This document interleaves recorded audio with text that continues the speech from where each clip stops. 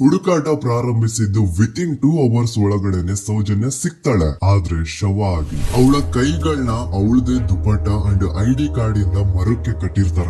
And most brutal part is ಅವಳ ಯೋನಿ, ಅವಳ ಏನಿತ್ತ ಅದ್ರ ಒಳಗಡೆ 6 ಇಂಚ್ ಮಣ್ಣು ತುಂಬಿರ್ತಾರ.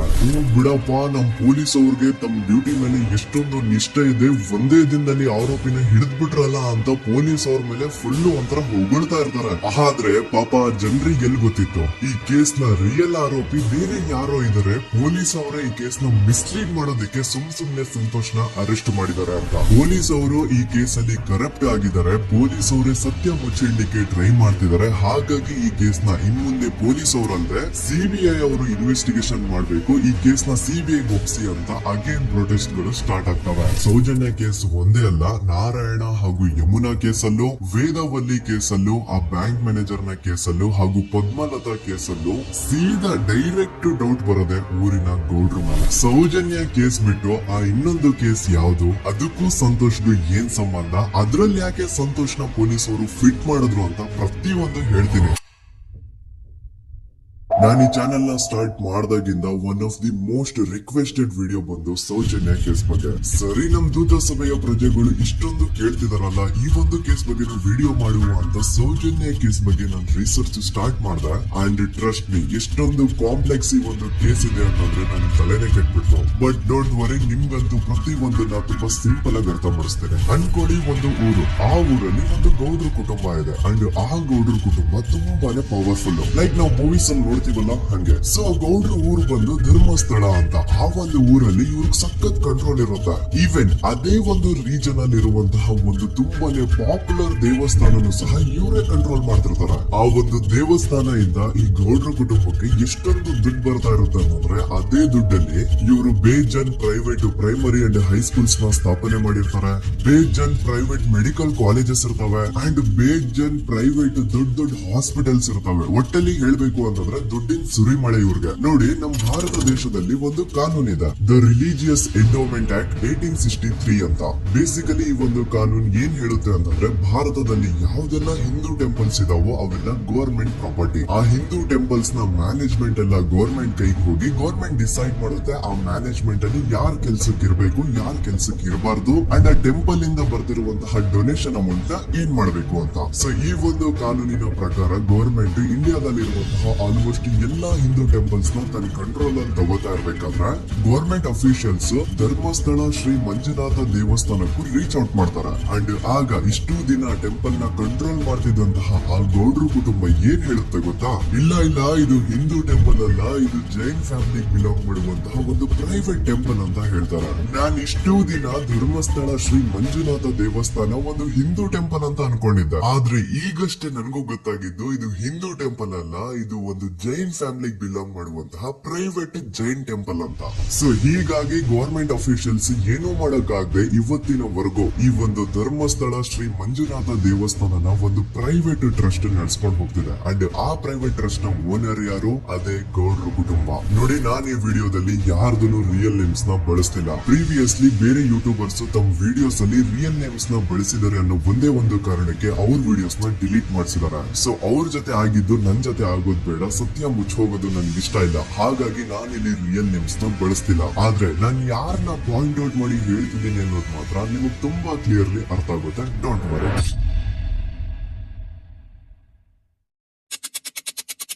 ದಿನಾಂಕ 9/10/2012. A very normal day for everyone except Soujanya. Dharmasthala ಹತ್ರ ಇರುವಂತಹ ಬಂಗಳ ಅನ್ನೋ ಒಂದು ಸಣ್ಣ ಹಳ್ಳಿಗೆ ಬಿಲಾಂಗ್ ಮಾಡುವಂತಹ ಸೌಜನ್ಯ ತುಂಬಾನೇ ಒಳ್ಳೆ ಹುಡುಗಿ. SDM ಕಾಲೇಜ್ ಆಫ್ ಉಜ್ರಿಯಲ್ಲಿ ಸೆಕೆಂಡ್ PUC ಓದ್ತಿದ್ದಂತಹ ಇವಳು ತುಂಬಾನೇ ಬ್ರೈಟ್ ಸ್ಟೂಡೆಂಟ್ ಕೂಡ. ಸೊ ಒಂದು ದಿನ ಅಂದ್ರೆ 9 ಅಕ್ಟೋಬರ್ 2012 ಬೆಳಿಗ್ಗೆ 7:30-8 ಗಂಟೆ ಹಾಗೆ ಆಸ್ ಯೂಶುವಲ್ ತನ್ನ ಕಾಲೇಜ್ ಹೋಗೋದಕ್ಕೆ ರೆಡಿ ಆಗ್ತಿರ್ತಾಳ. ಅವತ್ತು ಮಂಗಳವಾರದ ದಿನ ಅಂಡ್ ಅವತ್ತು ಲೋಕಲ್ ಫೆಸ್ಟಿವಲ್ ಬೇರೆ ಇರುತ್ತೆ, ಹೊಸ ಅಕ್ಕಿ ಅಂತ. ಈ ಒಂದು ಲೋಕಲ್ ಫೆಸ್ಟಿವಲ್ ದಿನ ಮನೆ ಒಳಗಡೆ ಏನೇ ಅಡುಗೆ ಮಾಡಿದ್ರು ಹೊಸ ಅಕ್ಕಿನೇ ಬಳಸಬೇಕು. ಸೊ ಹೊಸ ಅಕ್ಕಿ ತಂದು ಬ್ರೇಕ್ಫಾಸ್ಟ್ ನ ರೆಡಿ ಮಾಡೋಷ್ಟ್ರಲ್ಲಿ ಸೌಜನ್ಯ ಅವ್ರ ತಾಯಿ ತುಂಬಾ ಲೇಟ್ ಮಾಡ್ತಾರ. ಸೊ ಕಾಲೇಜ್ಗೆ ಲೇಟ್ ಆಗ್ತಿದೆ ಅಂತ ಈ ಸೌಜನ್ಯ ಟಿಫಿನ್ ಸಹ ಮಾಡದೆ ಹಾಗೆ ಹೋಗ್ತಾಳ. ಅವಳ ತಲೆಯಲ್ಲಿ ಏನಿತ್ತು ಅಂತಂದ್ರೆ, ಹೆಂಗೋ ಇವತ್ತು ಲೋಕಲ್ ಫೆಸ್ಟಿವಲ್ ಬೇರೆ ಇದೆ, ಹಾಗಾಗಿ ಮೇ ಬಿ ಕಾಲೇಜು ಬೇಗ ಬಿಡ್ಬೋದು, ಸೊ ಮಧ್ಯಾಹ್ನ ಡೈರೆಕ್ಟ್ ಮನೆಗೆ ಬಂದು ಊಟ ಮಾಡುವ ಬಿಡು ಅಂತ ಅವಳು ಅನ್ಕೊಂಡಿರ್ತಾಳೆ. ಆದ್ರೆ ಕಾಲೇಜ್ ಹೋಗಾದ್ಮೇಲೆ ಗೊತ್ತಾಗುತ್ತೆ ಅವತ್ತು ಅವಳಿಗೆ ಸ್ಪೆಷಲ್ ಕ್ಲಾಸಸ್ ಬೇರೆ ಇದೆ ಅಂತ. ಸೌಜನ್ಯ ಬ್ರೇಕ್ಫಾಸ್ಟ್ ಕೂಡ ಮಾಡಿರಲ್ಲ ಅಂಡ್ ಲಂಚ್ ಬಾಕ್ಸ್ ಕೂಡ ತಂದಿರಲ್ಲ. ಹಾಗಾಗಿ ಲಂಚ್ ಟೈಮ್ ಅಲ್ಲಿ ಸೌಜನ್ಯನ ಒಬ್ಳು ಫ್ರೆಂಡ್ ಜಾನ್ವಿ ತಾನ್ ತಂದಿರುವಂತಹ ಲಂಚ್ ಬಾಕ್ಸ್ ಅಲ್ಲಿ ಒಂದಿಷ್ಟು ಲಂಚ್ ನ ಆಫರ್ ಮಾಡ್ತಾಳ. ಆದ್ರೆ ಸೌಜನ್ಯ ಪರವಾಗಿಲ್ಲ ನೀನ್ ತಿನ್ನು, ನಾನ್ ಮನೆಗೆ ಹೋಗ್ಬಿಟ್ಟು ಊಟ ಮಾಡ್ಕೊತೀನಿ ಅಂತ ಹೇಳ್ತಾಳ. ಸುಮಾರು ಮಧ್ಯಾಹ್ನದ 3:45ಕ್ಕೆ ಕಾಲೇಜ್ ಬಿಡುತ್ತಾ ಸೌಜನ್ಯ ಕಾಲೇಜ್ ಇಂದ ಬಸ್ ಅಲ್ಲಿ ಬಂದು ನೇತ್ರಾವತಿ ಬಸ್ ಸ್ಟಾಪ್ ಹತ್ರ ಇಳ್ಕೋತಾಳ. ಅವಳ ಜೊತೆ ಅವಳ ಕ್ಲಾಸ್ ಮೇಟ್ಸ್ ಅಂಡ್ ಫ್ರೆಂಡ್ಸ್ ಎಲ್ಲ ಇರ್ತಾರೆ. ಸೊ ಅವ್ರಿಗೆಲ್ಲ ಬಾಯ್ ಹೇಳ್ಬಿಟ್ಟು ಸೌಜನ್ಯ ತನ್ನ ಮನೆ ಕಡೆಗೆ ಹೊರಡ್ತಾಳ. ನೇತ್ರಾವತಿ ಬಸ್ ಸ್ಟಾಪ್ ಇಂದ ಸೌಜನ್ಯ ಮನೆಗೆ 20 ಮಿನಿಟ್ಸ್ ನ ವಾಕ್ ಇರುತ್ತೆ. ಮ್ಯಾಕ್ಸ್ ಟು ಮ್ಯಾಕ್ಸ್ 30 ಮಿನಿಟ್ ಹಿಡಿಬಹುದು. ಸೊ ಸೌಜನ್ಯ ನಡ್ಕೊಂಡು ಮನೆ ಕಡೆಗೆ ಹೋಗ್ತಾ ಇರ್ತಾಳೆ. ಒಂದ್ ಸ್ವಲ್ಪ ದೂರದಲ್ಲಿ ಪ್ರಕೃತಿ ಹಾಸ್ಪಿಟಲ್ ಅಂತ ಒಂದಿರುತ್ತೆ. ಅಲ್ಲಿನ ಸೆಕ್ಯೂರಿಟಿ ಗಾರ್ಡ್ ಸೌಜನ್ಯ ನಡ್ಕೊಂಡು ಹೋಗ್ತಾ ಇರೋದನ್ನ ನೋಡ್ತಾನೆ ಕೂಡ. ನಂತರ ಸೌಜನ್ಯ ಒಂದು 10 ನಿಮಿಷ ಹಂಗೆ ಮುಂದೆ ನಡ್ಕೊಂಡು ಹೋಗಾದ್ಮೇಲೆ ಸೌಜನ್ಯಗೆ ತನ್ನ ಮಾವ ಸಿಗ್ತಾರ. ಅವರು ಸೌಜನ್ಯನ ನೋಡಿ ಮಾತಾಡಿಸ್ತಾರೆ. ಯಾಕಮ್ಮ ಕಾಲೇಜಿಂದ ಇಷ್ಟು ಲೇಟ್ ಬರ್ತಿದ್ಯಾ ಅಂತ ಕೇಳ್ತಾರ. ಆಗ ಸೌಜನ್ಯ ಇಲ್ಲ ಮಾವ ಕಾಲೇಜಲ್ಲಿ ಸ್ಪೆಷಲ್ ಕ್ಲಾಸ್ ಇತ್ತು ಹಾಗಾಗಿ ಲೇಟ್ ಆಗ್ಬಿಡ್ತು ಅಂತ ಹೇಳಿ ಒಂದೆರಡು ಮಾತಾಡಿಸಿ ನಂತರ ತನ್ನ ಮನೆ ಕಡೆ ತಾನು ಹೊರಡ್ತಾಳ. ಈಗ ಆ ಒಂದು ಪಾಯಿಂಟ್ ಇಂದ ಸೌಜನ್ಯಗೆ ತನ್ನ ಮನೆ ಹೋಗ್ಲಿಕ್ಕೆ 10 ನಿಮಿಷ ಬೇಕು. ಮ್ಯಾಕ್ಸ್ ಟು ಮ್ಯಾಕ್ಸ್ 20 ಮಿನಿಟ್ ಅನ್ಕೊಳ್ಳಿ. 3:45ಕ್ಕೆ ಕಾಲೇಜ್ ಬಿಟ್ರೆ ಅರೌಂಡ್ 4:30ಗೆ ಮನೇಲಿ ಇರ್ಬೇಕಾಗಿದ್ದು ಹುಡುಗಿ 6:30-7 ಗಂಟೆ ಆಗಿದ್ರು ಮನೆಗ್ ಸೇರಿರಲ್ಲ. ಸೊ ಮನೇಲಿ ಸೌಜನ್ಯ ಅವ್ರ ತಾಯಿಗೆ ಟೆನ್ಷನ್ ಸ್ಟಾರ್ಟ್ ಆಗುತ್ತೆ. ಏನಪ್ಪಾ ಈ ಹುಡುಗಿ ಎಷ್ಟೊತ್ತಾದ್ರೂ ಇನ್ನು ಮನೆಗ್ ಬಂದಿಲ್ವಲ್ಲ ಅಂತ. ಸೊ ಅವ್ರೇನ್ ಮಾಡ್ತಾರೆ, ಸೌಜನ್ಯ ಅವ್ರ ತಂದೆ ಕಾಲ್ ಮಾಡ್ಬಿಟ್ಟು ರೀ ಹಿಂಗೆ 3:30-4 ಗಂಟೆಗೆ ಕಾಲೇಜ್ ಇಂದ ಮನೆಗ್ ಬರ್ತಿದ್ದಿದ್ ನಮ್ ಹುಡುಗಿ ಇವತ್ತು 7 ಗಂಟೆ ಆದ್ರೂ ಇನ್ನು ಮನೆಗ್ ಬಂದಿಲ್ಲ, ನೀವು ಸ್ವಲ್ಪ ಬೇಗ ಮನೆಗ್ ಬಂದು ವಿಚಾರಿಸಿ ಅಂತ ಗಾಬ್ರಿಲಿ ಹೇಳ್ತಾರ. ಸರಿ ಅಂತ ಸೌಜನ್ಯ ಅವ್ರ ತಂದೆ ಮನೆಗ್ ಬಂದ್ಬಿಟ್ಟು ಸೌಜನ್ಯನ ಫ್ರೆಂಡ್ಸ್ ಕ್ಲಾಸ್ ಮೇಟ್ಸ್ ಯಾರ್ದೆಲ್ಲ ಅವ್ರ ಹತ್ರ ನಂಬರ್ ಇರುತ್ತೋ ಅವ್ರಿಗೆಲ್ಲ ಕಾಲ್ ಮಾಡ್ಬಿಟ್ಟು ಸೌಜನ್ಯ ಬಗ್ಗೆ ಕೇಳ್ತಾರ. ನಮ್ ಹುಡುಗಿ ಏನಾದ್ರೂ ನಿಮ್ ಮನೆಗ್ ಬಂದಿದ್ದಾಳ ಅಮ್ಮ ಅಂತ. ಆದ್ರೆ ಸೌಜನ್ಯನ ಫ್ರೆಂಡ್ಸ್ ಅಂಡ್ ಕ್ಲಾಸ್ ಮೇಟ್ಸ್ ಎಲ್ಲ ಇಲ್ಲ ಅಂಕಲ್ ನಮ್ ಮನೆಗಂತೂ ಸೌಜನ್ಯ ಏನು ಬಂದಿಲ್ಲ, ಅವಳು ಬಸ್ ಸ್ಟಾಪ್ ಇಂದ ಸೀದಾ ನಿಮ್ ಮನೆ ಕಡೆಗೇನೆ ಹೊರಟ್ಲಲ್ವಾ, ಯಾಕೆ ಇನ್ನೂ ಬಂದಿಲ್ವಾ ಅಂತ ಕೇಳ್ತಾರ. ಆಗ ಸೌಜನ್ಯ ಅವ್ರ ತಂದೆ ಇಲ್ಲಮ್ಮ ಬಂದಿಲ್ಲ ಹಾಗಾಗಿನೇ ಕಾಲ್ ಮಾಡಿರೋದು ಅಂತ ಹೇಳಿ ಕಾಲ್ ಕಟ್ ಮಾಡ್ತಾರ. ದೆನ್ ಸೌಜನ್ಯ ಅವ್ರ ತಂದೆ ಸೌಜನ್ಯ ಅವ್ರ ಮಾವ ಕಾಲ್ ಮಾಡ್ತಾರ. ಅಳಿಯ ಎಲ್ಲಿದ್ಯಾ, ನನ್ ಮಗಳು ಇನ್ನು ಮನೆಗ್ ಬಂದಿಲ್ಲ, ನೀನೇನಾದ್ರೂ ಅವಳನ್ನ ನೋಡ್ದ ಅಂತ ಕೇಳ್ತಾರ. ಆ ಕಡೆಯಿಂದ ಅವರು ಸೌಜನ್ಯನ ಮಾವ ಹೇಳ್ತಾರೆ, ಹ್ಞೂ ನಾನ್ ನೋಡ್ದೆ, 4:15 ಹಾಗೆ ಆ ಹುಡುಗಿ ಕಾಲೇಜ್ ಇಂದ ಬರ್ಬೇಕಾದ್ರೆ ನನಗ್ ಕಾಣಿಸಿದ್ಲು, ನಾನ್ ಸ್ವಲ್ಪ ಮಾತಾಡ್ದೆ ಅವಳ ಹತ್ರ, ಅದಾದ್ಮೇಲೆ ಅವಳು ಮನೆ ಕಡೆ ಹೋದ್ಲಲ್ಲ, ಯಾಕೆ ಇನ್ನೂ ಬಂದಿಲ್ವಾ ಅಂತ ಅವರೇ ಉಲ್ಟಾ ಕ್ವಶನ್ ಕೇಳ್ತಾರ. ಈ ಕಡೆ ಸೌಜನ್ಯ ಅವ್ರ ತಂದೆ ಇಲ್ಲ 7 ಗಂಟೆ ಆದ್ರೂ ಮಗು ಇನ್ನು ಮನೆಗ್ ಬಂದಿಲ್ಲ, ನಮ್ಗೆ ಯಾಕೋ ತುಂಬಾ ಗಾಬರಿ ಆಗ್ತಿದೆ, ನೀನೊಂದ್ ಕೆಲ್ಸ ಮಾಡು ನಮ್ಮವ್ರನ್ನೆಲ್ಲ ಸೇರ್ಸು ಎಲ್ರೂ ಸೇರಿ ಹುಡುಕುವ ಅವಳನ್ನ ಅಂತ ಸುಮಾರು ರಾತ್ರಿ 7 ಗಂಟೆಯಿಂದ ಹಿಡಿದು 11 ಗಂಟೆವರೆಗೂ ಸೌಜನ್ಯನ ಮನೆಯವರು ಅಂಡ್ ಊರಿನ ಜನ 200-300 ಜನ ಸೇರ್ಕೊಂಡು ಸೌಜನ್ಯನ ಹುಡುಕ್ತಾರೆ. ಆದ್ರೆ ಸೌಜನ್ಯನ ಒಂದು ಸುಳಿವು ಸಿಗಲ್ಲ. ಸೊ ಕೊನೆಗೆ ಸಹಾಯ ಕೇಳ್ತಾ ರಾತ್ರಿ 11 ಗಂಟೆ ಹಾಗೆ ಸೌಜನ್ಯನ ತಂದೆ ತಾಯಿ ಅಂಡ್ ಊರಿನ ಜನ ಎಲ್ಲ ಬೆಳ್ತಂಗಡಿ ಪೊಲೀಸ್ ಸ್ಟೇಷನ್ ಹತ್ರ ಹೋಗ್ತಾರ. ಅಲ್ಲಿ ಪೊಲೀಸ್ ಅವ್ರ ಹತ್ರ ಕಾಲೇಜ್ ಹೋಗಿದ್ ನಮ್ ಹುಡುಗಿ ಇಷ್ಟೊತ್ತಾದ್ರೂ ಇನ್ನು ಮನೆಗ್ ಬಂದಿಲ್ಲ, ಎಷ್ಟು ಹುಡುಕಿದ್ರು ಸಿಗ್ತಾ ಇಲ್ಲ, ಸೊ ಪ್ಲೀಸ್ ಒಂದು ಮಿಸ್ಸಿಂಗ್ ರಿಪೋರ್ಟ್ ನ ಫೈಲ್ ಮಾಡಿ ನಮ್ ಹುಡುಗಿನ ಹುಡುಕೊಡಿ ಅಂತ ಕೇಳ್ಕೊತಾರ. ಆದ್ರೆ ಪೊಲೀಸ್ ಅವರು ಒಪ್ಪಲ್ಲ. ಇಲ್ಲ ಯಾವುದೇ ಪರ್ಸನ್ ಮಿಸ್ಸಿಂಗ್ ಆದ್ರೆ ಆಫ್ಟರ್ 24 ಅವರ್ಸ್ ಆದ್ಮೇಲೆ ರಿಪೋರ್ಟ್ ಫೈಲ್ ಮಾಡಕ್ಕಾಗೋದು. ಸೊ ನೀವ್ ಒಂದ್ ಕೆಲ್ಸ ಮಾಡಿ, ಈಗ ಮನೆಗ್ ಹೋಗಿ ನಾಳೆ ಬೆಳಿಗ್ಗೆವರೆಗೂ ನೋಡಿ, ನಾಳೆ ಬೆಳಿಗ್ಗೆವರೆಗೂ ನಿಮ್ ಮಗಳು ನಿಮ್ ಮನೆಗ್ ಬಂದಿಲ್ಲ ಅಂತಂದ್ರೆ ಆಗ ಬಂದ್ಬಿಟ್ಟು ಮಿಸ್ಸಿಂಗ್ ರಿಪೋರ್ಟ್ ನ ಫೈಲ್ ಮಾಡಿಸಿ ಅಂತ ಹೇಳಿ ಕಳಿಸ್ತಾರ. ಆಗ ಆಲ್ಮೋಸ್ಟ್ ಮಿಡ್ ನೈಟ್ ಆಗಿರೋದ್ರಿಂದ ಅಂಡ್ ಮಳೆ ಬೇರೆ ತುಂಬಾ ಜೋರಾಗಿ ಬರ್ತಾ ಇರುತ್ತೆ. ಸೊ ಈ ಸಿಚುವೇಶನ್ ಅಲ್ಲಿ ಸೌಜನ್ಯನ ಹುಡುಕ್ಲಿಕ್ಕೆ ಆಗಲ್ಲ. ನಾಳೆ ಬೆಳಿಗ್ಗೆ ಸೇರ್ಕೊಂಡು ಅಗೇನ್ ಎಲ್ರು ಸೌಜನ್ಯನ ಹುಡುಕುವ ಅಂತ ಸೌಜನ್ಯನ ಮನೆಯವರು ಅಂಡ್ ಊರಿನ ಜನ ಎಲ್ರು ತಮ್ಮ ಮನೆಗೆ ಹೋಗ್ಬಿಡ್ತಾರೆ. ನೆಕ್ಸ್ಟ್ ದಿನ ಅಂದ್ರೆ 10 ಅಕ್ಟೋಬರ್ 2012 ಬುಧವಾರದ ದಿನ ಬೆಳಿಗ್ಗೆ 10 ಗಂಟೆ ಹಾಗೆ ಸೌಜನ್ಯನ ಮನೆಯವರು ಅಂಡ್ ಊರಿನ 200-300 ಜನ ಸೇರ್ಕೊಂಡು ಅಗೇನ್ ಸೌಜನ್ಯಗೋಸ್ಕರ ಹುಡುಕಾಟ ಸ್ಟಾರ್ಟ್ ಮಾಡ್ತಾರ. ಹುಡುಕಾಟ ಪ್ರಾರಂಭಿಸಿದ್ದು ವಿತಿನ್ 2 ಅವರ್ಸ್ ಒಳಗಡೆನೆ ಸೌಜನ್ಯ ಸಿಗ್ತಾಳೆ. ಆದ್ರೆ ಶವ ಆಗಿ ಆ 200-300 ಊರಿನ ಜನ ಎಲ್ಲ ಸೇರ್ಕೊಂಡು ಏನ್ ಸೌಜನ್ಯನ ಹುಡುಕ್ತಾ ಇದ್ರು ಅದ್ರಲ್ಲಿ ಯಾರೋ ಒಬ್ರಿಗೆ ಸೌಜನ್ಯನ ಮನೆಯಿಂದ ಕೇವಲ 10 ನಿಮಿಷ ದೂರದಲ್ಲಿರುವಂತಹ ಒಂದು ಹಳ್ಳನ ದಡದಲ್ಲಿ ಸೌಜನ್ಯನ ಮೃತದೇಹ ಸಿಗುತ್ತಾ.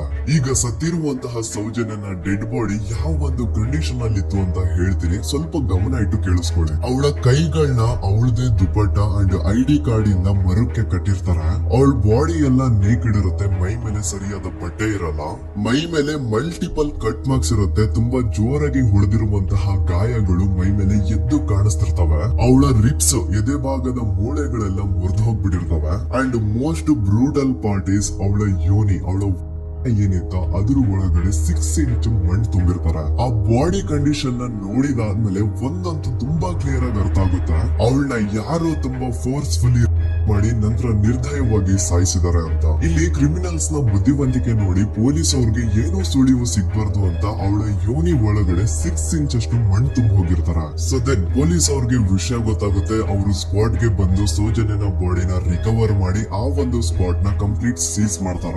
ಒಬ್ಳು ಸಾಮಾನ್ಯ ಮಿಡಲ್ ಕ್ಲಾಸ್ ಹುಡುಗಿ, ಒಬ್ಳು ವೆರಿ ಬ್ರೈಟ್ ಸ್ಟೂಡೆಂಟ್ ನ ಈ ಮಟ್ಟಿಗೆ ಇಷ್ಟು ನಿರ್ದಯವಾಗಿ ಸಾಯಿಸಿರೋದು ಯಾರು?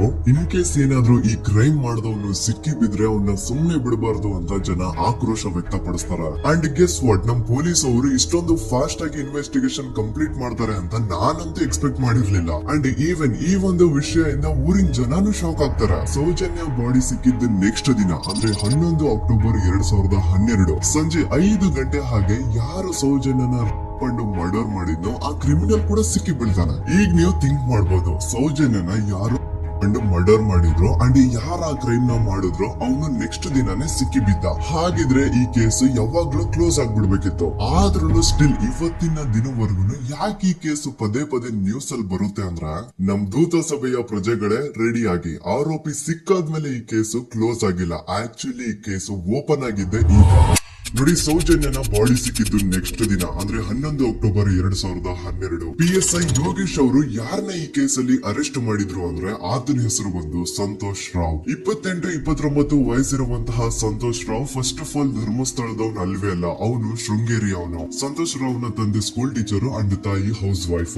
ಸಂತೋಷ್ ಮೊದ್ಲಿಂದನೂ ಒಂದ್ ಸ್ವಲ್ಪ ಮೆಂಟಲಿ ಇಲ್ಲಿರೋದ್ರಿಂದ ಅವನಿಗೆ ವಿದ್ಯೆ ಬರಹ ಅನ್ನೋದು ತಲೆಗೆ ಹೋಗಿರಲ್ಲ. ಹಾಗಾಗಿ ಅವನು ಶೃಂಗೇರಿಯಲ್ಲಿ ಒಂದು ಹೋಟೆಲ್ ಅಲ್ಲಿ ಕೆಲಸ ಮಾಡ್ತಿರ್ತಾನೆ. ಮೆಂಟಲಿ ಅನ್ಸ್ಟೇಬಲ್ ಇದ್ರೂ ಸಹ ಈತನಿಗೆ ದೇವ್ರ ಮೇಲೆ ಬಹಳ ನಂಬಿಕೆ ಇರುತ್ತೆ. ಹಾಗಾಗಿ ತಿಂಗಳಿಗೆ ಒಮ್ಮೆ ಆದ್ರೂ, ಅಟ್ಲೀಸ್ಟ್ 2 ತಿಂಗಳಿಗೆ ಒಮ್ಮೆ ಆದ್ರೂ ಈತ ಯಾವ್ದಾದ್ರು ಒಂದು ಪುಣ್ಯಕ್ಷೇತ್ರಕ್ಕೆ ವಿಸಿಟ್ ಮಾಡಿ ಬರ್ತಿರ್ತಾನೆ. ಹಾಗೇನೆ ಈ ಸತಿನೂ ಸಹ ಈತ ಧರ್ಮಸ್ಥಳಕ್ಕೆ ಬಂದಿರ್ತಾನೆ. ಇವನು ಧರ್ಮಸ್ಥಳಕ್ಕೆ ಬಂದಿದ್ದು ದಿನಾಂಕ 9 ಅಕ್ಟೋಬರ್ 2012. ಈ ದಿನಾಂಕನ ಸ್ವಲ್ಪ ನೋಟ್ ಮಾಡಿ ಇಟ್ಕೊಳ್ಳಿ, ಯಾಕಂತಂದ್ರೆ ಮುಂದೆ ಈ ಕೇಸಲ್ಲಿ ಇದೇ ಮೇಜರ್ ಟರ್ನಿಂಗ್ ಪಾಯಿಂಟ್. ಸೊ ಸೌಜನ್ಯನ ಡೆತ್ ಆಗಿಂತ ಒಂದು ದಿನ ಹಿಂದೆ ಧರ್ಮಸ್ಥಳಕ್ಕೆ ಬಂದಿರುವಂತಹ ಸಂತೋಷ್ ರಾವ್ಗೆ ಎಲ್ಲನೂ ಉಳ್ಕೊಳ್ಳಿಕ್ಕೆ ಹೋಟೆಲ್ ಅಲ್ಲಿ ಅಥವಾ ಲಾಡ್ಜ್ ಅಲ್ಲಿ ರೂಮ್ ಸಿಗಲ್ಲ.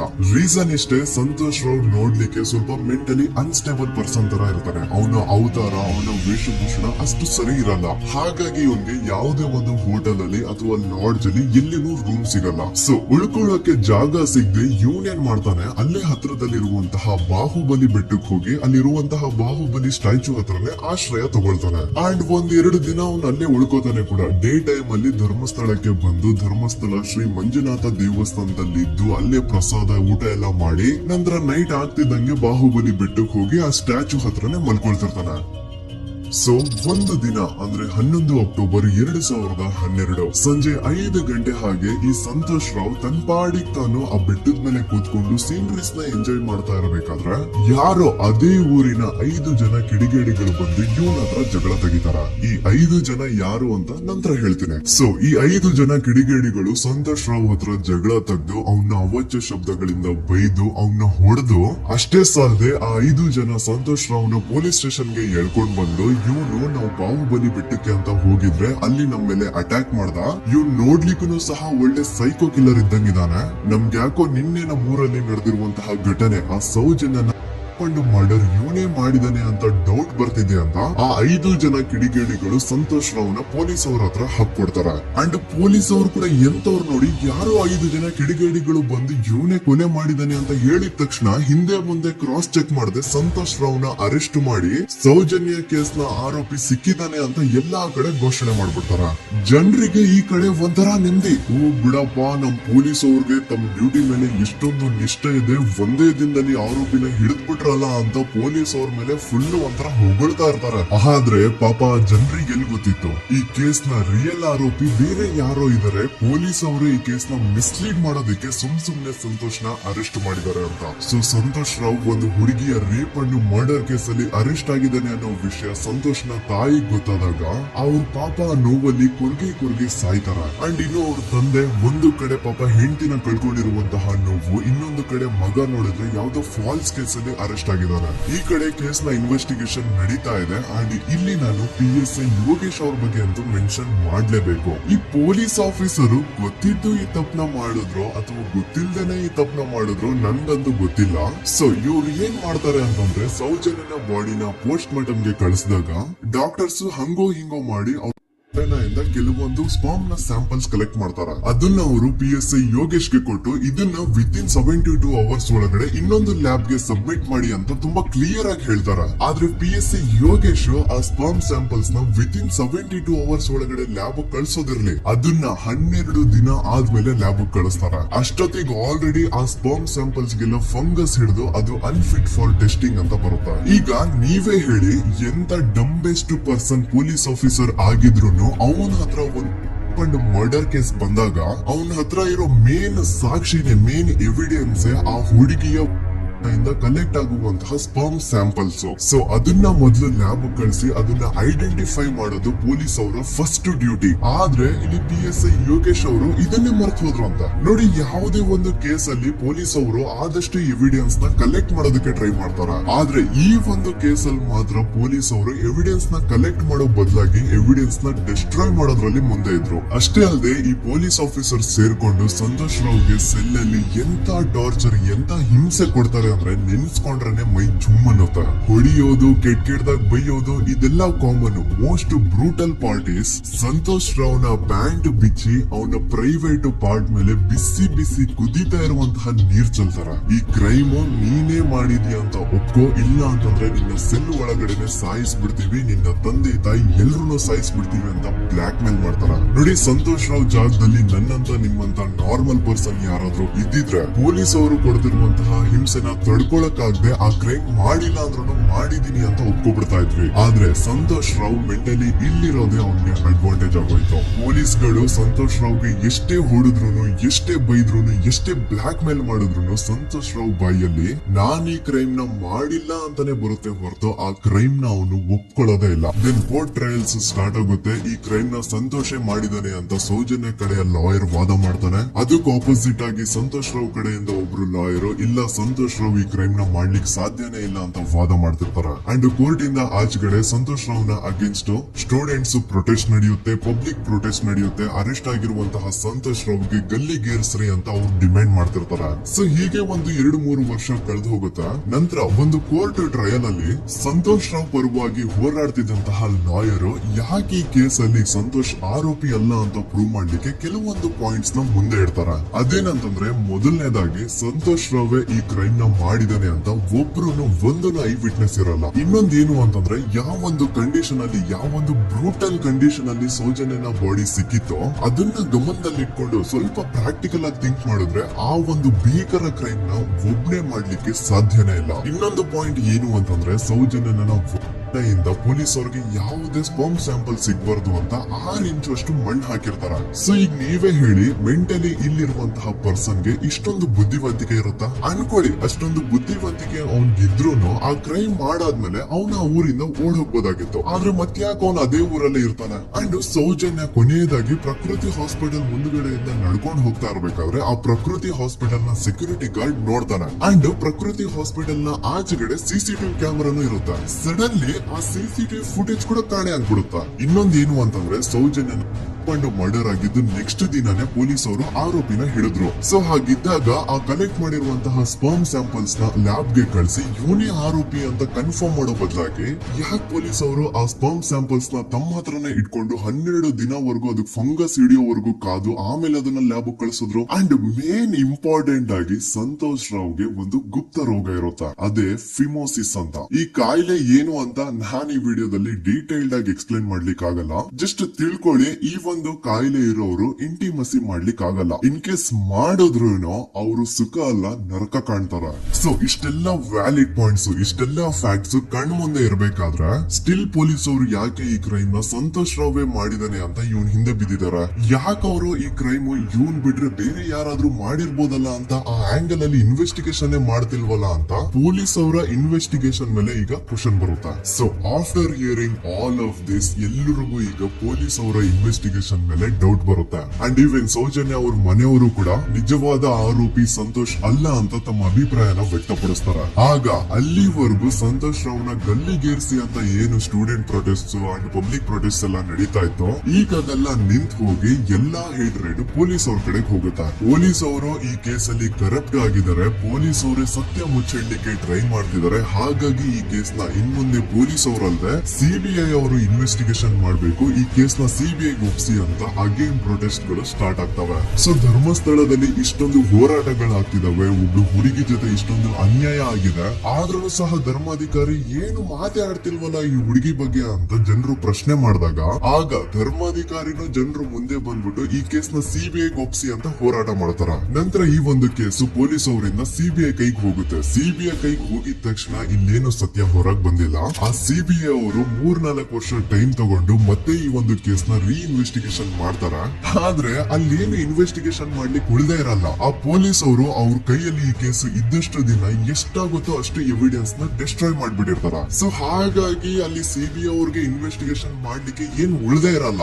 ಆದ್ರೂ ಸ್ಟಿಲ್ ಅವರು 3-4 ಇಯರ್ಸ್ ಟೈಮ್ ತಗೊಂಡು ನಂತರ ಫೈನಲಿ ಒಂದು ರಿಪೋರ್ಟ್ ನ ಕೋರ್ಟ್ ಗೆ ಸಬ್ಮಿಟ್ ಮಾಡ್ತಾರ. ಅಂಡ್ ಸಿಬಿಐ ಅವರು ಕೋರ್ಟ್ ಗೆ ಸಬ್ಮಿಟ್ ಮಾಡಿರುವಂತಹ ಆ ಒಂದು ರಿಪೋರ್ಟ್ ಅಲ್ಲಿ ಏನಿತ್ತು ಅಂದ್ರೆ ಸಿಬಿಐ ಇನ್ವೆಸ್ಟಿಗೇಷನ್ ಕನ್ಫರ್ಮ್ಸ್ ದಟ್ ಈ ಒಂದು ಕ್ರೈಮ್ ನ ಸಂತೋಷ್ ರಾವ್ ಮಾಡಿದಾನೆ ಅಂತ.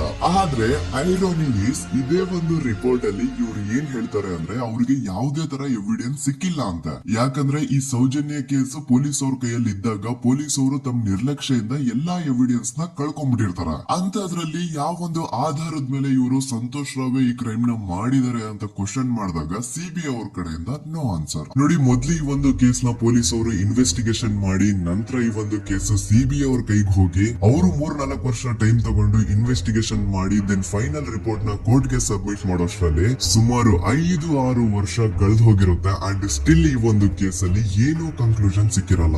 ಎವ್ರಿ ಇಯರ್ ಸೌಜನ್ಯನ ಬರ್ತ್ಡೇ ಇದ್ದಾಗ ಅಥವಾ ತಿಥಿ ಇದ್ದಾಗ ಅವಳನ್ನ ನೆನೆಸ್ಕೊಂಡು ಅವಳ ಹೆಸರಲ್ಲಿ public protest and student protest ನಡೀತಾನೆ ಇರ್ತವೆ. ಸೊ ಒಂದು ದಿನ ಈ ಒಂದು ಪ್ರೊಟೆಸ್ಟ್ ಗಳ ನ್ಯೂಸ್ ಗಿರೀಶ್ ಮುಟ್ಟಣ್ಣನವರ ಗಮನಕ್ಕೆ ಬರುತ್ತೆ.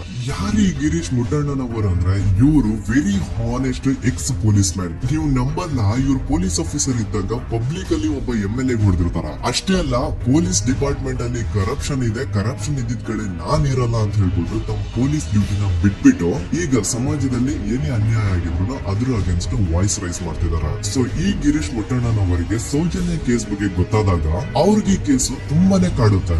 ಅಲ್ಲ, ಇಷ್ಟೊಂದು ವರ್ಷಗಳಾಗೋಯ್ತು ಆ ಹುಡುಗಿ ಜೊತೆ ಅನ್ಯಾಯ ಆಗಿ, ಸ್ಟಿಲ್ ಈ ಒಂದು ಕೇಸ್ ನ ಕನ್ಕ್ಲೂಷನ್ ಸಿಗ್ತಿಲ್ವಲ್ಲ, ಏನ್ ನಡೀತಿದೆ ಧರ್ಮಸ್ಥಳದಲ್ಲಿ ಅರ್ಥ ಆಗ್ತಿಲ್ವಲ್ಲ ಅಂತ ಈ ಗಿರೀಶ್ ಅವರು ತಮ್ಮ ಹಳೆ ಪೊಲೀಸ್ ಕಾಂಟ್ಯಾಕ್ಟ್ಸ್ ನ ಯೂಸ್ ಮಾಡ್ಕೊಂಡು ಆ ಸೌಜನ್ಯ ಕೇಸ್ ಫೈಲ್ ನ ಒಂದು ಕಾಪಿನ ತಮ್ಮ ಹತ್ರ ತರಿಸ್ಕೋತಾರ. ಆ ಒಂದು ಕೇಸ್ ಫೈಲ್ ಅಲ್ಲಿ ಸೌಜನ್ಯ ಬಗ್ಗೆ ಅಷ್ಟೇ ಅಲ್ಲದೆ ಸಂತೋಷ್ ರಾವ್ ಬಗ್ಗೆನೂ ಇನ್ಫಾರ್ಮೇಶನ್ ಇರುತ್ತೆ. ಅಂಡ್ ಗಿರೀಶ್ ಅವರು ಸಂತೋಷ್ ಬಗ್ಗೆ ಇರುವಂತಹ ಇನ್ಫಾರ್ಮೇಶನ್ ನೋಡ್ತಾ ಇರ್ಬೇಕಾದ್ರೆ ಅವರು ಒಂದು ವಿಷಯನ ನೋಟಿಸ್ ಮಾಡ್ತಾರೆ. ಅದೇನಂತಂದ್ರೆ ಪೊಲೀಸ್ ಅವರು ಸಂತೋಷ್ ರಾವ್ನ ಬರೀ ಸೌಜನ್ಯ ಕೇಸಲ್ಲಿ ಒಂದೇ ಫಿಟ್ ಮಾಡಿರಲ್ಲ, ಸೌಜನ್ಯ ಸಾಯೋಕ್ಕಿಂತ 20 ದಿನ ಹಿಂದೆ ಧರ್ಮಸ್ಥಳದಲ್ಲೇ ನಡೆದಿರುವಂತಹ ಒಂದು ಕ್ರೈಮ್ ಅಲ್ಲಿನೂ ಸಹ ಸಂತೋಷ್ ರಾವ್ ಆರೋಪಿ ಅಂತ ಮೆನ್ಷನ್ ಮಾಡಿರ್ತಾರ.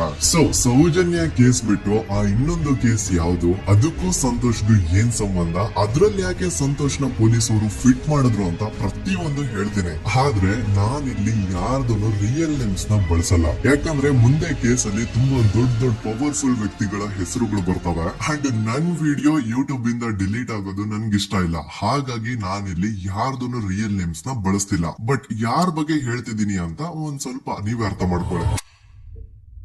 ನೋಡಿ, ಧರ್ಮಸ್ಥಳದಲ್ಲಿ ಮಾಫಿಯಾ ಕೈಂಡ್ ಆಫ್ ನಡೆಸ್ತಿರುವಂತಹ ಒಂದು ವೆರಿ ಪವರ್ಫುಲ್ ಗೌಡ್ರು ಕುಟುಂಬ ಇದೆ. ಇವ್ರ ಹತ್ರ ಬೇಜನ್ ಆಸ್ತಿ, ಬೇಜನ್ ದುಡ್ಡು, ಬೇಜನ್ ಪವರ್, ಬೇಜನ್ ಇನ್ಫ್ಲೂಯೆನ್ಸ್ ಎಲ್ಲಾನು ಇದೆ. ಆ ಊರಲ್ಲಿ ಈ ಗೌಡ್ರು ಕುಟುಂಬದ್ದು ಎಷ್ಟೊಂದು ಕಂಟ್ರೋಲ್ ಇದೆ ಅಂತಂದ್ರೆ ಅವ್ರನ್ನ ಎದುರು ಹಾಕೊಳ್ಳೋರು ಯಾರು ಇಲ್ಲ. ಅಂಡ್ ಈ ಒಂದು ಗೌಡ್ರು ಕುಟುಂಬ ಒಂದು ಪ್ರೈವೇಟ್ ಟ್ರಸ್ಟ್ ಹೆಸರಲ್ಲಿ ಒಂದು ವೆರಿ ಪಾಪ್ಯುಲರ್ ದೇವಸ್ಥಾನನ ಸುಮಾರು ವರ್ಷಗಳಿಂದ ತಲೆ ಮಾರುಗಳಿಂದನೂ ನಡ್ಸ್ಕೊಂಡ್ ಬಂದಿರ್ತಾರ. ಅದೇ ಒಂದು ದೇವಸ್ಥಾನದಲ್ಲಿ 60 ವರ್ಷ ವಯಸ್ಸಾಗಿರುವಂತಹ ನಾರಾಯಣ ಅನ್ನೋ ಒಬ್ಬ ವ್ಯಕ್ತಿ ಮಾವುತನಾಗಿ ಕೆಲಸ ಮಾಡ್ತಿರ್ತಾರೆ. ನಾರಾಯಣ ಅವ್ರ ತಂದೆನೂ ಅದೇ ದೇವಸ್ಥಾನದಲ್ಲಿ ಮಾವುತಾಗಿ ಕೆಲಸ ಮಾಡ್ತಾ ಇದ್ರು, ಅವ್ರ ತಂದೆನೂ ಅದೇ ದೇವಸ್ಥಾನದಲ್ಲಿ ಮಾವುತಾಗಿ ಕೆಲಸ ಮಾಡ್ತಾ ಇದ್ರು. ಸೊ ಹೀಗೆ ತಲೆ ಮಾರುಗಳಿಂದ ಮಾವುತಾಗಿನೇ ನಾರಾಯಣನ ಕುಟುಂಬ ಆ ಒಂದು ದೇವಸ್ಥಾನದಲ್ಲಿ ಕೆಲಸ ಮಾಡ್ತಾ ಇರ್ತಾರೆ. ಸೊ ಒಮ್ಮೆ ತುಂಬಾ ವರ್ಷಗಳ ಹಿಂದೆ ನಾರಾಯಣ ಅವ್ರ ತಂದೆ ಆ ದೇವಸ್ಥಾನದಲ್ಲಿ ಮಾವುತಾಗಿ ಕೆಲಸ ಮಾಡ್ತಾ ಇರ್ಬೇಕಾದ್ರೆ ಆಗಿನ ದೇವಸ್ಥಾನದ ಧರ್ಮಾಧಿಕಾರಿ ಆ ಮಾವುತನ ಕೆಲಸದ ಮೇಲೆ ಇರುವಂತಹ ನಿಷ್ಠೆ, ಅವನ ನಿಯತ್ತು ಅಂಡ್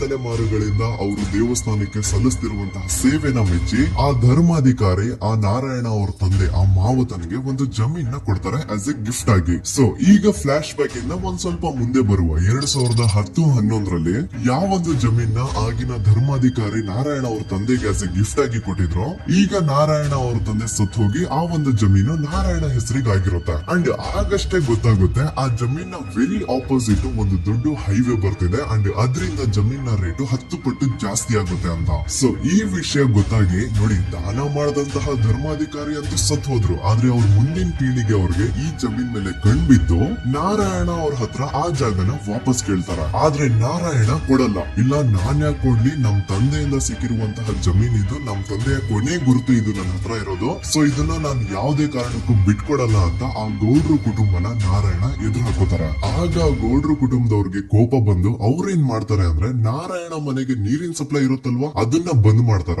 ಎಲೆಕ್ಟ್ರಿಸಿಟಿ ಸಪ್ಲೈನು ಕಟ್ ಆಫ್ ಮಾಡ್ತಾರ, ಊರಲ್ಲಿರುವಂತಹ ಎಲ್ಲಾ ಚರಂಡಿಗಳನ್ನ ಕ್ಲೀನ್ ಮಾಡಿ ಆ ಕಸ ಏನಿರುತ್ತೋ ಅದನ್ನ ತಂದು ನಾರಾಯಣ ಮನೆ ಮುಂದೆ ಹಾಕ್ತಾರ. ಇಷ್ಟೇ ಅಲ್ಲ, ನಾರಾಯಣ ಅವ್ರ ಹೆಂಡತಿ ಮಕ್ಕಳು ಎಲ್ಲಾದ್ರೂ ಆಚೆ ಹೋಗ್ತಾ ಬರ್ತಾ ಇದ್ರೆ ಅವ್ರನ್ನ ಕೆಟ್ಟದಾಗ ಬೈಯೋದು, ಹೊಡ್ಕೊಳ್ಳೋದು, ಬಡ್ಕೊಳ್ಳೋದೆಲ್ಲ ಮಾಡ್ತಿರ್ತಾರ. ಇಷ್ಟೆಲ್ಲ ಆಗ್ತಾ ಇದ್ರು ಸ್ಟಿಲ್ ನಾರಾಯಣ ಮಾತ್ರ ಆ ಜಾಗನ ಬಿಟ್ಕೊಡಲ್ಲ. ಆ ಜಾಗದ್ಗೋಸ್ಕರ ನೀನ್ ಬೇಕಿದ್ರೆ ಇದನ್ನೆಲ್ಲ ಸಹಿಸ್ಕೊಂಡಿರಪ್ಪ, ನಮ್ ಕೈಲಂತೂ ಆಗಲ್ಲ ಅಂತ ನಾರಾಯಣನ ಹೆಂಡತಿ ಮಕ್ಕಳು ಅವನ್ನ ಬಿಟ್ಟು ಬೇರೆ ಊರಿಗೆ ಹೋಗ್ಬಿಡ್ತಾರ. ಈಗ ಮನೆಯಲ್ಲಿ ನಾರಾಯಣ ಅಂಡ್ 45 ವರ್ಷ ವಯಸ್ಸಿರುವಂತಹ ನಾರಾಯಣ ಅವ್ರ ತಂಗಿ ಯಮುನಾ ಅವ್ರು ಮಾತ್ರ ಇಬ್ರೇ ಇರ್ತಾ ಇದ್ರು. ಸೊ ಒಂದ್ ಒಳ್ಳೆ ಅವಕಾಶ ನೋಡ್ಕೊಂಡು 21 ಸೆಪ್ಟೆಂಬರ್ 2012 ಮನೆಯಲ್ಲಿ ನಾರಾಯಣ ಹಾಗೂ ಯಮುನಾ ಇರ್ಬೇಕಾದ್ರೆ ಯಾರೋ ಮನೆ ಒಳಗಡೆ ನುಗ್ಗಿ ನಾರಾಯಣನ್ಗೆ ಹೊಡೆದು ಯಮುನಾಗೂ ಸಹ ಹೊಡೆದು ನಂತರ ಅವಳು ಮಾಡಿ ದೆನ್ ನಾರಾಯಣ ಹಾಗೂ ಯಮುನನ ತಲೆನ ಒಂದು ರುಬ್ಬಗುಂಡಿಂದ ಚಚ್ಚಿ ಸಾಯಿಸ್ಬಿಡ್ತಾರ. ಈ ಕೊಲೆ ಆಗಿದ್ದು ಕಳ್ಳತನಗೋಸ್ಕರ ಅಂತ ಪೊಲೀಸ್ ಅವರು ತಮ್ಮ ರಿಪೋರ್ಟ್ ಅಲ್ಲಿ ಬರೀತಾರ. ಆದ್ರೆ ಪಾಯಿಂಟ್ ಏನ್ ಗೊತ್ತಾ, ಆ ಮನೇಲಿ ಒಂದ್ ಸ್ವಲ್ಪನೂ ಹಣ ಆಗ್ಲಿ ಅಥವಾ ಬಂಗಾರ ಆಗ್ಲಿ ಕಳ್ಳತನ ಆಗಿರಲ್ಲ. ಕಳ್ಳತನ ಆಗಿರೋದು ಕೇವಲ ಆ ಮೇನ್ ರೋಡ್ ಅಲ್ಲಿ ಇದ್ದಂತಹ ಪ್ರಾಪರ್ಟಿ ಪೇಪರ್ಸ್.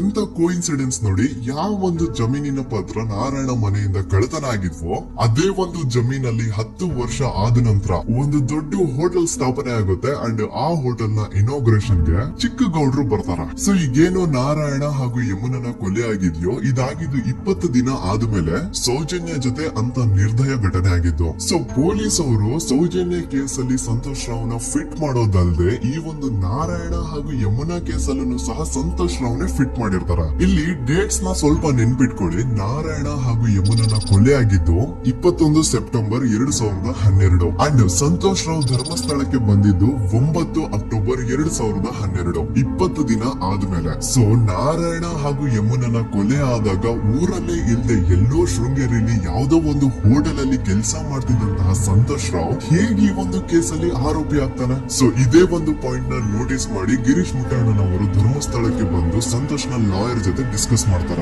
ದೆನ್ ಫೈನಲಿ ಏನೋ ತಪ್ಪು ಮಾಡದೆ ಸುಳ್ಳು ಆರೋಪಗಳಿಂದ ಕರಪ್ಟ್ ಪೊಲೀಸ್ ಆಫೀಸರ್ಸ್ ನ ಮಿಸ್ಲೀಡಿಂಗ್ ಇನ್ವೆಸ್ಟಿಗೇಷನ್ ಇಂದ ಸಂತೋಷ್ ರಾವ್ ತನ್ನ ಜೀವನದ 8-10 ವರ್ಷನ ಜೈಲಲ್ಲಿ ಕಳೆದು ಫೈನಲಿ ರಿಲೀಸ್ ಆಗ್ತಾನೆ. ಒಂಥರ ಈ ಕೇಸಿಂದ ಸಂತೋಷ್ ರಾವ್ನ ಇಡೀ ಲೈಫ್ ಸ್ಪಾಯ್ಲ್ ಆಗೋಯ್ತು. ಈಗ ಸಂತೋಷ್ ರಾವ್ ರಿಯಲ್ ಆರೋಪಿ ಅಲ್ಲ ಅಂತ ಕೋರ್ಟ್ ಅಲ್ಲಿ ಪ್ರೂವ್ ಆಯ್ತು. ಹಾಗಿದ್ರೆ ರಿಯಲ್ ಆರೋಪಿ ಯಾರು? ಪೊಲೀಸ್ ಅವರು ಯಾಕೆ ಈ ಕೇಸಲ್ಲಿ ಇಷ್ಟೊಂದು ಅನ್ಫೇರ್ ಇನ್ವೆಸ್ಟಿಗೇಷನ್ ಮಾಡಿದ್ರು? ಯಾರ ರಿಯಲ್ ಹೆಸರನ್ನ ಮುಚ್ಚಿಡ್ಲಿಕ್ಕೆ ಪೊಲೀಸ್ ಆಫೀಸರ್ಸ್ ಈ ಒಂದು ಕೇಸಲ್ಲಿ ಸಂತೋಷ್ ರಾವ್ನ ಸಿಕ್ಕಾಕ್ಸಿದ್ರು? ಇದೆಲ್ಲ ಥಿಂಕ್ ಮಾಡ್ತಾ ಹೋದ್ರೆ ನೋಡಿ ಆ ಊರಲ್ಲಿ ಆ ಪೊಲೀಸ್ ಆಫೀಸರ್ಸ್ ಗೆ ಲಂಚ ಕೊಡೋಷ್ಟು, ಒಂದು ಪೊಲೀಸ್ ಇನ್ವೆಸ್ಟಿಗೇಷನ್ ನ ಸ್ಟಾಪ್ ಮಾಡೋಷ್ಟು ಅಥವಾ ಇನ್ವೆಸ್ಟಿಗೇಷನ್ ನ ಮಿಸ್ಲೀಡ್ ಮಾಡೋಷ್ಟು ಇನ್ಫ್ಲೂಯೆನ್ಸ್ ಆಗ್ಲಿ, ಪವರ್ ಆಗ್ಲಿ ಅಥವಾ ಮನಿ ಆಗ್ಲಿ ಊರಿನ ಗೌಡ್ರ ಹತ್ರ ಮಾತ್ರ ಇದ್ದಿದ್ದು. ಸೊ ಈಗ ಸಂಶಯದ ಮುಳ್ಳು ಗೌಡ್ರ ಕಡೆ ತಿರುಗುತ್ತಾ ನೋಡಿ. ಪೊಲೀಸ್ ಅವರು ಸುಮ್ನೆ ಸಂತೋಷ್ ರಾವ್ನ ನಾರಾಯಣ ಹಾಗೂ ಯಮುನಾ ಕೇಸಲ್ಲಿ ಫಿಟ್ ಮಾಡಿದ್ರು. ಈಗ ಆ ಒಂದು ಕೊಲೆ ಪ್ರಕರಣಕ್ಕೂ ಸಂತೋಷ್ ರಾವ್ಗೂ ಏನು ಸಂಬಂಧನೇ ಇರ್ಲಿಲ್ಲ. ಹಾಗೆ ಥಿಂಕ್ ಮಾಡಿ ನಾರಾಯಣ ಸತ್ರೆ ಅಥವಾ ಅವನ ತಂಗಿ ಯಮುನಾ ಸತ್ರೆ ಯಾರಿಗ ಅಡ್ವಾಂಟೇಜ್ ಆಗುತ್ತಾ? ಊರಿನ ಗೌಡ್ರಿಗೆ, ಯಾಕಂದ್ರೆ ಅವ್ರಿಗೆ ಜಮೀನ್ ಸಿಗುತ್ತಾ. ಸೊ ಈಗ ನಾರಾಯಣ ಹಾಗೂ ಯಮುನಾ ಕೇಸಲ್ಲಿ ಸಂತೋಷ್ ರಾವ್ ಆರೋಪಿ ಅಲ್ಲ ಅಂತ ಪ್ರೂವ್ ಆದ್ಮೇಲೆ ಹಾಗಿದ್ರೆ ಆ ಕೊಲೆ ಮಾಡ್ದವ್ರು ಯಾರು ಅಂತ ಹಾಗೆ ಥಿಂಕ್ ಮಾಡಿದ್ರ ಗಿರೀಶ್ ಮುಟ್ಟಣ್ಣನವರಿಗೆ ಆ ಊರಿನ ಗೌಡ್ರ ಮೇಲೆ ಡೌಟ್ ಬರುತ್ತೆ. ಅದೇ ಒಂದು ಡೌಟ್ ಅಲ್ಲಿ ಗಿರೀಶ್ ಮುಟ್ಟಣ್ಣನವರು ಮಹೇಶ್ ತಿಮ್ರೊಡ್ಡಿ ಅಂತ ಇನ್ನೊಬ್ರ ಜೊತೆ ಸೇರ್ಕೊಂಡು ಈ ಹಿಂದೆ ಆ ಒಂದು ಊರಲ್ಲಿ ಆ ಧರ್ಮಸ್ಥಳದಲ್ಲಿ ಈ ಊರಿನ ಗೌಡ್ರು ಯಾವ್ದ್ಯಾವ್ದೆಲ್ಲ ಕ್ರೈಮ್ಗಳು ಮಾಡಿದಾರೆ ಅಂತ ಊರಿನ ಜನರಿಂದ ತಿಳ್ಕೊತಾರ. ನಂತರ ಆ ಊರಿನ ಜನ ಯಾವ್ದ್ಯಾವ್ದೆಲ್ಲ ಮ್ಯಾಟರ್ಸ್ ಹೇಳಿದ್ರು ಆ ಕೇಸ್ ಫೈಲ್ಸ್ ನೆಲ್ಲ ತಿರುಗಿಸಿ ಮುರುಗಿಸಿ ನೋಡಿದಾಗ ನೀವು ನಂಬಲ್ಲ, ಸೌಜನ್ಯ ಕೇಸ್ ಏನೇನು ಅಲ್ಲ, ಅದಕ್ಕಿಂತ ಭೀಕರ ಕೊಲೆಗಳು ಧರ್ಮಸ್ಥಳದಲ್ಲಿ ಆಗಿವೆ. ಅಂಡ್ ಎಲ್ಲಾ ಕೊಲೆಗಳ ಹಿಂದೆ ಗೌಡ್ರ ಕುಟುಂಬದ್ದೇ ಕೈ ಇದೆ ಅಂತ ಎದ್ದು ಕಾಣಿಸುತ್ತೆ. 1977 ವೇದಾವಲ್ಲಿ ಕೇಸ್. ಧರ್ಮಸ್ಥಳ ಹತ್ತಿರ SDM ಪ್ರೈಮರಿ ಅಂಡ್ ಹೈಸ್ಕೂಲ್ ಅಂತ ಒಂದ್ ಸ್ಕೂಲ್ ಇರುತ್ತೆ. ಅಂಡ್ ಈ ಒಂದು ಪ್ರೈವೇಟ್ ಸ್ಕೂಲ್ ಬೇರೆ ಯಾರ್ದು ಅಲ್ಲ, ಆ ಗೌಡ್ರ ಕುಟುಂಬದ್ದೇ. ಈ ಸ್ಕೂಲ್ ಅಲ್ಲಿ 1977 ಅಲ್ಲಿ ವೇದಾವಲ್ಲಿ ಅಂತ ಒಬ್ರು ಟೀಚರ್ ವರ್ಕ್ ಮಾಡ್ತಿರ್ತಾರ. ವೇದಾವಲ್ಲಿ ಆ ಟೀಚರ್ ಜಾಬ್ ಗೆ ತುಂಬಾನೇ ಓವರ್ ಕ್ವಾಲಿಫೈಡ್. ಅವರ ಕ್ವಾಲಿಫಿಕೇಶನ್ಸ್ ನ ಗಮನದಲ್ಲಿ ಇಟ್ಕೊಂಡ್ರೆ ಅವ್ರಿಗೆ HM ಅಥವಾ ಪ್ರಿನ್ಸಿಪಲ್ ನ ಪೋಸ್ಟ್ ಸಿಗ್ಬೇಕು. ಆದ್ರೂ ಸಹ ವೇದಾವಲ್ಲಿ ಆಸ್ ಎ ಟೀಚರ್ ಆಗಿನೇ ಕೆಲಸ ಮಾಡ್ಕೊಂಡು ಹೋಗ್ತಿರ್ತಾರ. ಒಮ್ಮೆ ಏನಾಗುತ್ತೆ, ಸ್ಕೂಲ್ ಅಲ್ಲಿ ಪ್ರಿನ್ಸಿಪಲ್ ನ ಪೋಸ್ಟ್ ಖಾಲಿ ಆಗುತ್ತೆ. ಅಂಡ್ ಆ ಒಂದು ಪೋಸ್ಟ್ ಗೆ ಎಲ್ರು ಏನ್ ಅನ್ಕೊಳ್ತಾರೆ, ವೇದಾವಲ್ಲಿನೇ ಸೆಲೆಕ್ಟ್ ಮಾಡೋದು ಅಂತ. ಆದ್ರೆ ವೇದಾವಲ್ಲಿಯ ಕ್ಯಾಸ್ಟ್ ಬೇರೆ ಇದೆ ಅನ್ನೋ ಒಂದೇ ಒಂದು ಕಾರಣಕ್ಕೆ ಆ ಪ್ರಿನ್ಸಿಪಲ್ ನ ಪೋಸ್ಟ್ ವೇದಾವಲ್ಲಿಗೆ ಸಿಗದೆ ಬೇರೆ ಯಾರನ್ನೋ ತಂದು ಕೂರಿಸ್ಬಿಟ್ಟಿರ್ತಾರ. ಇದ್ರಿಂದ ಟೀಚರ್ ವೇದಾವಲ್ಲಿಗೆ ತುಂಬಾ ಕೋಪ ಬಂದು ಅವ್ರ ಸ್ಕೂಲ್ ಮುಂದೆ ಪ್ರೊಟೆಸ್ಟ್ ಮಾಡೋದ್ ಸ್ಟಾರ್ಟ್ ಮಾಡ್ತಾರ. ಅಂಡ್ ಈ ವಿಷಯ ಸ್ಕೂಲ್ ನ ಓನರ್ಸ್ ಗೆ ಇಷ್ಟ ಆಗಲ್ಲ. ಸೊ ಅವರು ಆ ಕೋಪನ ಹಾಗೆ ಮನ್ಸಲ್ಲಿ ಇಟ್ಕೊಂಡಿರ್ತಾರ. ಒಮ್ಮೆ ಏನಾಗುತ್ತೆ, ಸ್ಕೂಲ್ ರಜೆ ಇರುತ್ತೆ, ವೇದಾವಲ್ಲಿ ಮನೇಲಿ ಇರ್ತಾರ. ಅಂಡ್ ಅವ್ರ ಹಸ್ಬೆಂಡ್ ಡಾಕ್ಟರ್ ಅರಳೆ ಅವ್ರಿಗೆ ಯಾವ್ದೋ ಬೇರೆ ಊರಲ್ಲಿ ಒಂದು ಕಾಲೇಜ್ ಅಲ್ಲಿ ಸೆಮಿನಾರ್ ಏನೋ ಇರುತ್ತೆ. ಸೊ ಅವರು ಅಲ್ಲಿಗೆ ಹೋಗಿರ್ತಾರೆ. ಈಗ ಮನೇಲಿ ಇರೋದು ವೇದಾವಲ್ಲಿ ಒಂದೇ. ಇದೇ ಒಂದು ಅವಕಾಶನ ನೋಡ್ಕೊಂಡು ಯಾರೋ ವೇದಾವಲ್ಲಿ ಅವ್ರ ಮನೆಗೆ ನುಗ್ಗಿ ವೇದಾವಲ್ಲಿಗೆ ಹೊಡೆದು ನಂತರ ಅವ್ರನ್ನ ಜೀವಂತವಾಗಿ ಸುಟ್ಬಿಡ್ತಾರ. ಸ್ವಲ್ಪ ಹೊತ್ತು ನಂತರ ರಾತ್ರಿ ಆಗ್ತಿದ್ದಂಗೆ ಡಾಕ್ಟರ್ ಅರಳೆ ಅವರು ಮನೆಗೆ ವಾಪಸ್ ಬರ್ತಾರೆ. ಅಂಡ್ ಮನೆ ಒಳಗಡೆ ಬಂದ್ ನೋಡಿದ್ರೆ ವೇದಾವಲ್ಲಿ ಅವರು ಸತ್ ಹೋಗಿ ಅವರ ಬಾಡಿ ಸುಟ್ ಹೋಗಿ ನೆಲದ ಮೇಲೆ ಬಿದ್ದಿದೆ. ಹೆಂಡತಿನ ಕಳ್ಕೊಂಡಿರುವಂತಹ ದುಃಖನ ಸೈಡ್ಗಿಟ್ಟು ಡಾಕ್ಟರ್ ಅರಳೆ ಅವರು ಮೊದ್ಲು ಪೊಲೀಸ್ ಸ್ಟೇಷನ್ ಹೋಗ್ಬಿಟ್ಟು ನಮ್ ಮನೆಗೆ ನಾನ್ ಇಲ್ದೇ ಇರುವಂತಹ ಸಮಯನ ನೋಡ್ಕೊಂಡು ಯಾರೋ ಮನೆ ಒಳಗಡೆ ನುಗ್ಗಿ ನನ್ ಹೆಂಡತಿನ ಹೊಡೆದು ನಂತರ ಅವಳನ್ನ ತುಂಬಾ ಭೀಕರವಾಗಿ ಸಾಯಿಸಿದಾರೆ ಅಂತ ಪೊಲೀಸ್ ಅವ್ರಿಗೆ ರಿಪೋರ್ಟ್ ಕೊಡಕ್ ಹೋದ್ರೆ ಅಲ್ಲಿ ಪೊಲೀಸ್ ಅವರು ಉಲ್ಟಾ ಡಾಕ್ಟರ್ ಅರಳೆ ಮೇಲೆನೆ FIR ಬರ್ದು ನೀನೇ ನಿನ್ ಹೆಂಡತಿನ ಸಾಯಿಸಿದ್ಯಾ, ನಾಟಕ ಮಾಡಬೇಡ ಅಂತ ಅವ್ರನ್ನೇ ಅರೆಸ್ಟ್ ಮಾಡ್ಬಿಡ್ತಾರೆ. ನಂತರ 2-3 ವರ್ಷ ಜೈಲಲ್ಲೇ ಇದ್ದು ಡಾಕ್ಟರ್ ಅರಳೆ ಅವರು ತಮ್ಮ ಫ್ರೆಂಡ್ಸ್ ಅಂಡ್ ಫ್ಯಾಮಿಲಿ ಮೂಲಕ ಎವಿಡೆನ್ಸ್ ನೆಲ್ಲ ಕಲೆಕ್ಟ್ ಮಾಡಿಸಿ ತಾನ ಕೊಲೆನ ಮಾಡಿಲ್ಲ, ತಾನ್ ತನ್ನ ಹೆಂಡತಿನ ಸಾಯಿಸಿಲ್ಲ ಅಂತ ಕೋರ್ಟ್ ಅಲ್ಲಿ ಪ್ರೂವ್ ಮಾಡ್ಕೊಂಡು ಜೈಲಿಂದ ರಿಲೀಸ್ ಆಗ್ತಾರ. ಸೊ ಈಗ ಡಾಕ್ಟರ್ ಅರಳೆ ಅವರು ಈ ಒಂದು ಕ್ರೈಮ್ ನ ಮಾಡಿಲ್ಲ ಅಂತಂದ್ರೆ ವೇದಾವಲ್ಲಿನ ಅಷ್ಟು ಭೀಕರವಾಗಿ ಸಾಯಿಸಿದವ್ರು ಯಾರು, ಈ ವಿಷಯ ಇವತ್ತಿನವರೆಗೂ ಗೊತ್ತಾಗಿಲ್ಲ. 1986 ಅಲ್ಲಿ ನಡೆದಂತಹ ಪದ್ಮಲತಾ ಕೇಸ್. ಪದ್ಮಲತಾ ಅವ್ರ ತಂದೆ ಕಮ್ಯುನಿಸ್ಟ್ ಪಾರ್ಟಿನ ಲೀಡರ್ ಇರ್ತಾರೆ. ಅವ್ರ ರಿಯಲ್ ನೇಮ್ ಏನು ಅಂತ ನಮಗ್ ಗೊತ್ತಾಗಿಲ್ಲ, ಬಟ್ ಈ ವಿಡಿಯೋದಲ್ಲಿ ಅವ್ರ ಹೆಸರು ಲಕ್ಷ್ಮಣ್ ಅಂತ ಅನ್ಕೊಳ್ಳಿ. ಸೊ ಕಮ್ಯುನಿಸ್ಟ್ ಪಾರ್ಟಿನ ಲೀಡರ್ ಇರುವಂತಹ ಲಕ್ಷ್ಮಣ್ ಅವ್ರಿಗೆ ಊರಲ್ಲಿ ತುಂಬಾನೇ ಸಪೋರ್ಟ್ ಇರುತ್ತೆ. ಊರಿನ ಜನರ ಫೇವ್ರೇಟ್ ಇರ್ತಾರೆ ಇವರು. ಅಂಡ್ ಅದೇ ವರ್ಷ ಅಂದ್ರೆ 1986 ಅಲ್ಲಿ ಪಂಚಾಯತ್ ಎಲೆಕ್ಷನ್ ಬೇರೆ ಇರುತ್ತೆ. ಅಂಡ್ ಎಲ್ರಿಗೂ ಗೊತ್ತಿತ್ತು ಲಕ್ಷ್ಮಣೇ ಗೆಲ್ಲೋದು ಅಂತ. ಆ ಪಂಚಾಯತ್ ಎಲೆಕ್ಷನ್ ಅಲ್ಲಿ ಲಕ್ಷ್ಮಣ್ ಆಪೋಸಿಟ್ ಗೌಡ್ರಿಗೆ ತುಂಬಾ ಬೇಕಾಗಿರೋರೊಬ್ರು ನಿಂತಿರ್ತಾರ. ಅಂಡ್ ಅವ್ರಿಗೂ ಗೊತ್ತಿತ್ತು ಎಲೆಕ್ಷನ್ ಏನಾದ್ರು ಆದ್ರೆ ಲಕ್ಷ್ಮಣ ಎಲೆಕ್ಷನ್ ಅಲ್ಲಿ ಗೆಲ್ಲೋದು ಅಂತ. ಸೊ ಎಲ್ಲಿ ಸೋತೋಗ್ಬಿಡ್ತೀವೋ ಅನ್ನೋ ಭಯಕ್ಕೆ ಆ ಗೌಡ್ರ ಕಡೆಯವ್ರು ಏನ್ ಮಾಡ್ತಾರೆ, ಲಕ್ಷ್ಮಣ್ ಅಪ್ರೋಚ್ ಮಾಡಿ ಮುಚ್ಕೊಂಡು ಈ ಪಂಚಾಯತ್ ಎಲೆಕ್ಷನ್ ಅಲ್ಲಿ ನಿಮ್ ನಾಮಿನೇಷನ್ ನ ಕ್ಯಾನ್ಸಲ್ ಮಾಡು ಅಂತ ವಾರ್ನಿಂಗ್ ಕೊಡ್ತಾರ.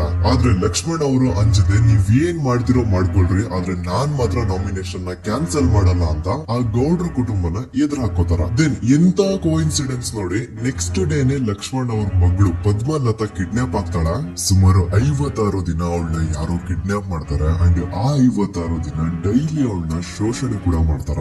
ನಂತರ 56 ದಿನ ಆದ್ಮೇಲೆ ಪದ್ಮಲತನ ಬಾಡಿ ನೇತ್ರಾವತಿ ನದಿಲಿ ತೇಲ್ತಾ ಸಿಗುತ್ತಾ. ಆಸ್ ಎಕ್ಸ್ಪೆಕ್ಟೆಡ್ ಈ ಕೇಸಲ್ಲೂ ಪೊಲೀಸ್ ಅವ್ರ ಕಡೆಯಿಂದ ಪ್ರಾಪರ್ ಇನ್ವೆಸ್ಟಿಗೇಷನ್ ಆಗಲ್ಲ. ಅಂಡ್ ಯಾರ್ ಪದ್ಮಲತನ ಕಿಡ್ನಾಪ್ ಮಾಡಿದ್ರು, ಯಾರು ಅವಳನ್ನ 15 ದಿನವರೆಗೂ ಶೋಷಣೆ ಮಾಡಿ ನಂತರ ಅವಳನ್ನ ಅಷ್ಟು ಭೀಕರವಾಗಿ ಸಾಯಿಸಿದ್ರು ಅಂತ ಇವತ್ತಿನ ದಿನದವರೆಗೂ ಗೊತ್ತಾಗಿಲ್ಲ. ಮತ್ತೆ ನಮ್ಗೆ ಗೊತ್ತಾದದು 22ಕ್ಕೆ ಸೂಡೆ 56 ದಿನ ಹೊಳೆಯಲ್ಲಿ ಜನ ಉಂಟು ಹೇಳಿ ಪೊಲೀಸರು ಬರುವಾಗ ಬಂದು ಹೇಳುವಾಗ ನಮಗೆ ಗೊತ್ತಾಗ ಅವರು ನನ್ನನ್ನು ಕರ್ಕೊಂಡು ಹೋಗಿ ಅಲ್ಲಿ ಹೋಗಿದೆ. ಇನ್ನೊಂದು ಲಾಸ್ಟ್ ಕೇಸ್ ಇದೆ, ಇದು ಅರ್ಲಿ 2000 ನಲ್ಲಿ ನಡೆದಿರೋದು. ಇವ್ರದ್ದು ಅಷ್ಟಾಗಿ ಡೀಟೇಲ್ಸ್ ನಾನು ಹೇಳಲ್ಲ, ಜಸ್ಟ್ ಮೇಲ್ ಹೇಳ್ತೀನಿ. 2000 ಇಸ್ವಿಯಲ್ಲಿ ಧರ್ಮಸ್ಥಳದಲ್ಲಿ 2 ಫಿನಾನ್ಸ್ ಬ್ಯಾಂಕ್ ಇರ್ತಾವೆ. ಒಂದು ಅಗೇನ್ ರಿಯಲ್ ನೇಮ್ ತಗೊಳ್ಳೋದು ಬೇಡ, ಲೈಕ್ ಜಸ್ಟ್ ಸಹಕಾರ ಗ್ರಾಮೀಣ ಬ್ಯಾಂಕ್ ಅನ್ಕೊಳ್ಳಿ. ಅಂಡ್ ಇನ್ನೊಂದು ಬಂದ್ಬಿಟ್ಟು SDM ಫೈನಾನ್ಸ್ ಪ್ರೈವೇಟ್ ಲಿಮಿಟೆಡ್. ಈ SDM ಫೈನಾನ್ಸ್ ಪ್ರೈವೇಟ್ ಲಿಮಿಟೆಡ್ ಬಂದು ಗೌಡ್ರು ಕುಟುಂಬ ಅವ್ರಿಗೆ ಸೇರಿದ್ದು. ಆ ಕಡೆ ಇವ್ರ ಆಪೋಸಿಟ್ ಏನದು ಗ್ರಾಮೀಣ ಬ್ಯಾಂಕ್ ಇತ್ತು, ಅದರಲ್ಲಿ ಒಬ್ಬ ಮ್ಯಾನೇಜರು ಬಡವರಿಗೆ ಸಹಾಯ ಆಗ್ಲಿ ರೈತರಿಗೆ ಸಹಾಯ ಆಗ್ಲಿ ಅಂತ ತುಂಬಾ ಕಡಿಮೆ ಬಡ್ಡಿಗೆ ಲೋನ್ ಕೊಡ್ತಿರ್ತಾನೆ. ಇದ್ರಿಂದಾಗಿ ಧರ್ಮಸ್ಥಳದಲ್ಲಿ ಆಲ್ಮೋಸ್ಟ್ ಎಲ್ಲಾ ಕಸ್ಟಮರ್ಸ್ ಆ ಗ್ರಾಮೀಣ ಬ್ಯಾಂಕ್ ಕಡೆಗೆ ಹೋಗ್ತಿರ್ತಾರ. SDM ಫೈನಾನ್ಸ್ ಪ್ರೈವೇಟ್ ಲಿಮಿಟೆಡ್ ಕಡೆಗೆ ಯಾರು ಬರ್ತಿರಲ್ಲ. ಇದ್ರಿಂದ ಗೌಡ್ರಿಗೆ ಲಾಸ್ ಆಗ್ತಿರುತ್ತ. ಸೊ ಅವ್ರೇನ್ ಮಾಡ್ತಾರೆ, ಆ ಗ್ರಾಮೀಣ ಬ್ಯಾಂಕ್ ನ ಮ್ಯಾನೇಜರ್ ಏನಿದ್ದ ಅವ್ನಿಗೆ ಒಂದು ಸ್ವೀಟ್ ವಾರ್ನಿಂಗ್ ಕೊಡ್ತಾರ. ಮುಚ್ಕೊಂಡು ಇನ್ಮೇಲೆಯಿಂದ ನಿನ್ ಲೋನ್ಸ್ ಕೊಡೋದನ್ನ ನಿಲ್ಸ್ಬಿಡು. ಇನ್ ಕೇಸ್ ಲೋನ್ ಕೊಟ್ರು ನಾವ್ ಯಾವ ಇಂಟ್ರೆಸ್ಟ್ ರೇಟ್ ಗೆ ಲೋನ್ ನ ಕೊಡ್ತಾ ಇದೀವೋ ಅದೇ ರೇಟ್ ಗೆ ನೀನು ಕೊಡುವ ಅಂತ ಫೋರ್ಸ್ ಮಾಡ್ತಾರ. ಆದ್ರೆ ಆ ಗ್ರಾಮೀಣ ಬ್ಯಾಂಕ್ ನ ಮ್ಯಾನೇಜರು ಇದ್ಯಾವುದನ್ನು ಕಿವಿಗೆ ಹಾಕೊಳ್ಳಾರ್ದೆ ಅವ್ನ್ ಕೆಲಸ ಅವ್ನ್ ಮಾಡ್ಕೊಂಡು ಹೋಗ್ತಾರ.